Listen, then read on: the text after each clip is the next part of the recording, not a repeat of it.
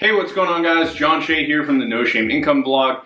And today I'm actually going to be talking a little bit about another question that a student of mine recently asked, and that's all about whether or not you should outsource your sales process when it comes to going out there and getting digital agency clients. So before we dive into today's question, if you guys are brand new here in the channel or you're a returning visitor, be sure to throw me a thumbs up on the video. Don't forget to subscribe to the channel, hit that bell notification, and if you guys actually go back and leave me a comment on the video, I will be sure to go back and reply to your comment. So let's dive into today's video. We're gonna jump into this question and talk a little bit about why this is something I think is a really important topic.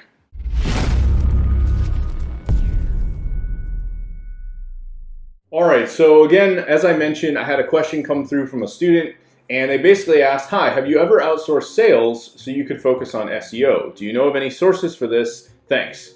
Now, I thought this was a really interesting question, and I think when I've really looked around in the general community of people that are involved in digital marketing, right, you've kind of got a few different types of people. So typically you've got the people that really actually like doing the sales stuff. They're really good with talking with people, communicating, just kind of having that client interaction or that ability to really sell someone on a specific service. And you've also got really the other side, which is people that are more technical. They really love the side of actually doing the work and doing the nitty-gritty of deep diving into a lot of this. Now, when I very first started, I was really trying to do a little bit of both, right? I wasn't afraid of, say, learning how to do SEO or going out there and figuring out, how do I do all this stuff, right? And I started reading a lot of articles. I was bookmarking things like crazy. I was buying, getting involved in free courses, paid courses, subscribing to all the latest blogs. And generally what I found was that a lot of it was very overwhelming. So a few of the things that I noticed with this particular industry, and I'll use SEO as an example since that's kind of, what was talked about in this question, was that a lot of people I generally found had very similar advice. Like, let's say they were talking about how to rank someone on local SEO, like in the local Google Map Pack. They were doing local SEO. And they would talk about, hey, you could go out there and get citations, and that's going to be something that's really going to help with local SEO. Now, most of the people that talked about local SEO, this was pretty consistent across the board. A lot of people would always talk about the same strategy. But then when you kind of got deep dive into some of the other things, like what are the types of links you can build? How do you strategize when it comes to the content? What are other things that you can be doing? There are all these different strategies, and I spent a lot of time reading these different blogs. And eventually what I realized over time was that no one really had the same exact advice. Like, there was always one guy saying to do some other little things over here and another guy saying to do these other little things over here.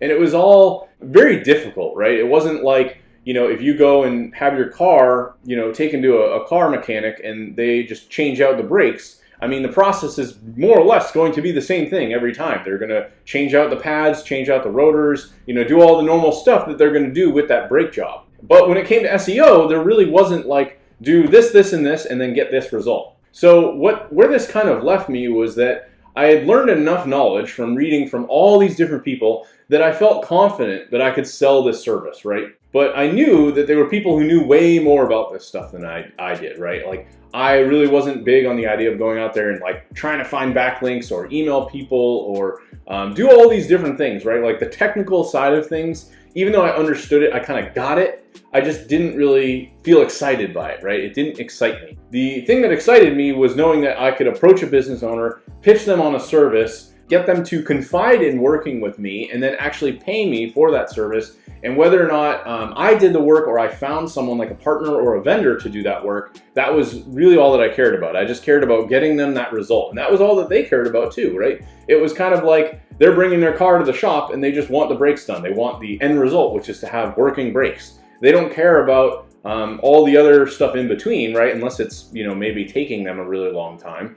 It's really one of those things that, for me, I felt that sales was going to be the number one thing that I could focus on. And if I learned how to master the idea of going out there and selling, then I would never go hungry, right? I would never be in a scenario where I would have to be out there like trying to like figure out all this technical stuff and doing all the heavy lifting of the work and basically suffering because I wasn't good at it. I really wasn't any good at sales. Now, if you actually were to go back and watch some of my very original videos, I was not very confident on camera. I would stutter a lot. I'd do like tons of ums and uhs, and I just had all these mistakes of really things that I was doing as I moved on. And I still make some of those mistakes, don't get me wrong. But over time, because I really focused more on my communication skills and my confidence and just doing other things that would ultimately help me portray myself as a better salesman, that's really where I've had most of my success. Now, on occasion, if I go out there and sell a website, don't get me wrong, I might be the guy who goes in there and actually builds that website, because sometimes I actually enjoy doing it. But overall, I've found that my biggest asset has been going out there and doing sales. So you really coming back to this question, you really have to decide whether or not you're the kind of person that is someone that wants to go out there and actually sell. I remember I worked in an agency many years ago, and the owner had actually, I think he was like going on vacation, and he told one of the girls, who was really kind of like an account management person, like more of the kind of get in there and do the grunt work kind of person, just give her tasks and she'd just go do it, right? Was really good at that stuff. You could hand her anything and she would just go and knock it out. But he actually asked her to go make cold calls, like literally just blind cold calls, and she had never done this. And I remember he was gone like that Monday and Tuesday, and she just literally sat there for like 2 days and just didn't do anything. Like she couldn't even do it because she was so afraid of going out there and doing these totally blind cold calls to these businesses.